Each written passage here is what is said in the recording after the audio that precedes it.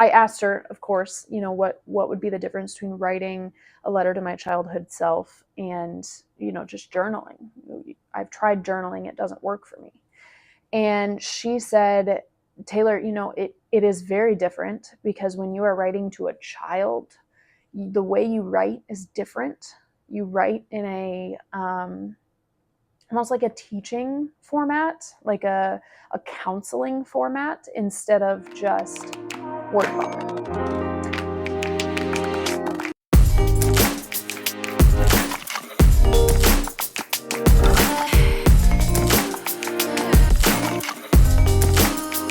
All right, we're back.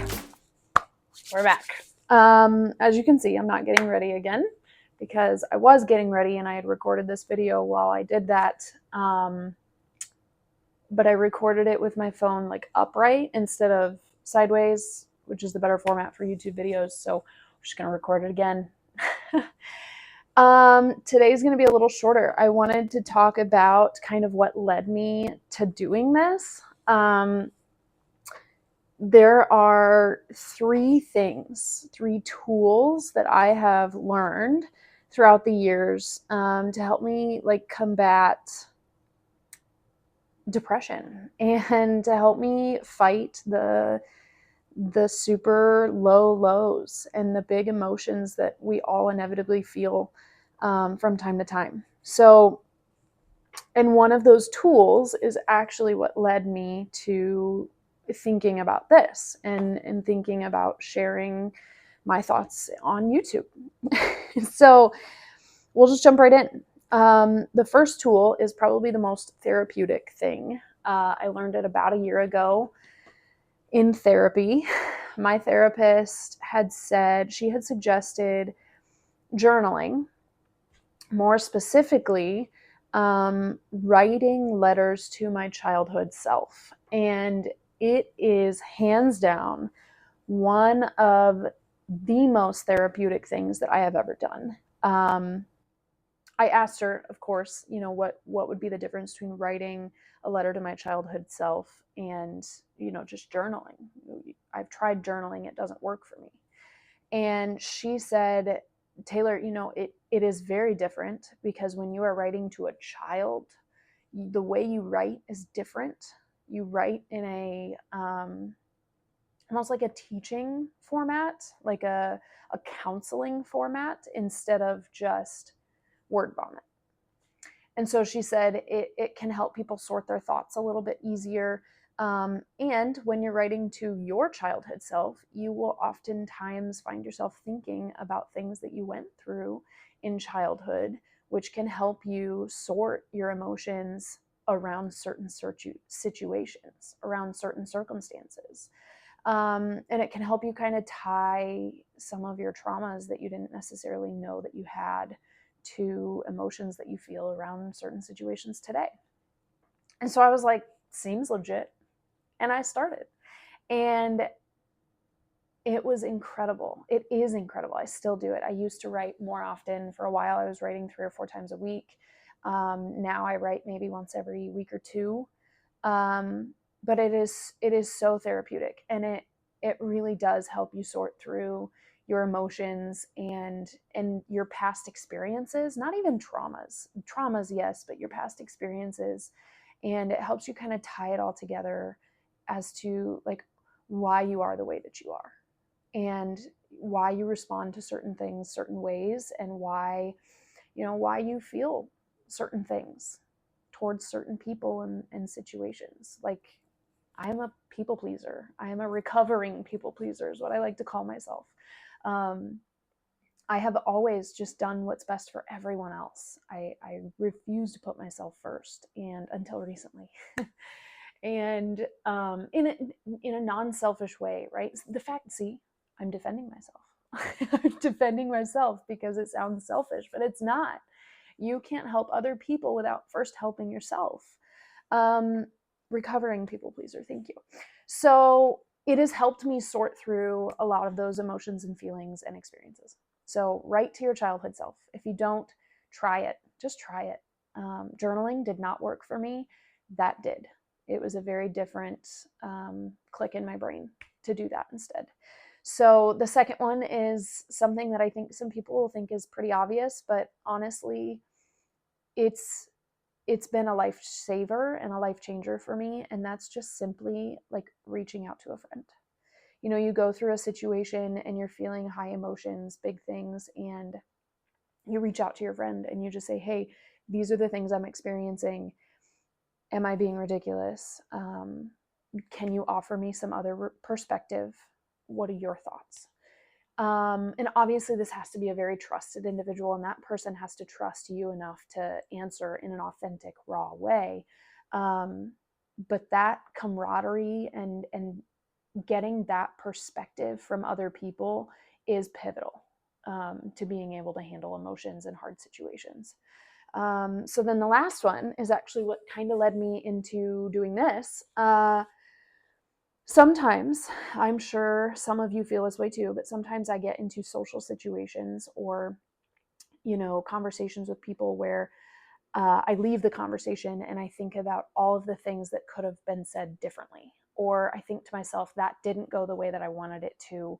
And then I just spiral and I can't stop thinking about, you know, what I could have said differently, how I could have responded differently. Was my tone okay? You know, why were they speaking in this tone? And I can spiral quickly down that path. And one thing that I've learned is I control that, right? I control the spiral. I really do. It's hard to get out of it, but I do control the spiral. And I can choose to continue down the spiral. I can continue thinking about all the things that went wrong and the things I could have done differently. Or I can break the spiral and snap out of it and move on. Because what I said in that conversation cannot be changed. What they said in that conversation cannot be changed. Um, it can only be built on moving forward or, you know, addressed moving forward. And so sometimes when I get into those spirals where I'm just, you know, thinking about what could have been different and all these things, I will just pull out my phone. I'll take a video and I will lay it all out in this video. I'll just talk to my phone and I'll say, much like I'm doing right now, and I will just say, this is what happened, XYZ. These are the things I said. These are the things I feel like I could have done differently. These were the things that they said that hurt me. These were the things that I did not like in this conversation. And then I will end the recording. I will watch it back through one time, sometimes two, and then I delete it. Gone forever. And something in my brain makes it like it just clicks, and something in my brain is like, okay, we're done with it, right? The video is deleted. We're done with it. We can move on. I don't know why it works. I have talked to other people that do something very similar, where they just record themselves. Some people save their videos. Some people get rid of them. I've talked to plenty of people that have done this. A few people, not plenty. And it works. For whatever reason, it works. And I never keep the video. I always delete it. It just allows me to hit the reset button, because in reality, I can't change what happened in that conversation. It happened. What's done is done, whether I like it or not. And moving forward, I can change what happens next, but I cannot change what was said. And so I take the video, I delete it, I move on. And that kind of led me into doing this. That kind of led me into the comfortability of talking to a camera, because it is odd. There's no one here. I am looking at my camera. There's a window behind it with a couple of computer screens. Like, there's no one here. It is odd. But I have grown comfortable with it over time because it has become almost therapeutic for me. And that kind of led me into thinking maybe I should start recording videos, not exactly like those are very different videos. But maybe I should start recording videos of me just being raw and authentic and talking about life to try and connect with people, because we do feel so alone. And, you know, our experiences are our experiences. Sorry. My experience is not your experience. Your experience is not my experience. And that is lonely. I am the only one experiencing this life that is my life. And that can be lonely. but it doesn't have to be. It doesn't have to be lonely. We don't have to do it alone. Now, no one is ever going to truly experience what I'm experiencing because my point of view is different from their point of view. But when we're true and honest and authentic about our experiences, and we invite people in to experience those things with us, you don't have to be alone. They can share the experience with us. I talked about it a little bit in my last video that has been a added love language, the 5 love languages. Apparently there's 7 now. And one of the new ones is shared experiences, because it is so powerful to not do something alone. So that's my goal for this video, this channel, this YouTube, whatever we want to call it, this Talk with Tay Ray. I just want to create raw, authentic, vulnerable conversations where we can hang out and maybe get some ideas from each other and maybe learn what not to do. I don't know. So if you find any of it relatable, if you're interested at all in following along, hit subscribe, send it to a friend. Maybe you have a friend that you think this will land with. Share it with them, and hit a comment. Hit the like button. Give me a comment. Let me know what you're thinking. All right. Thanks for tuning in.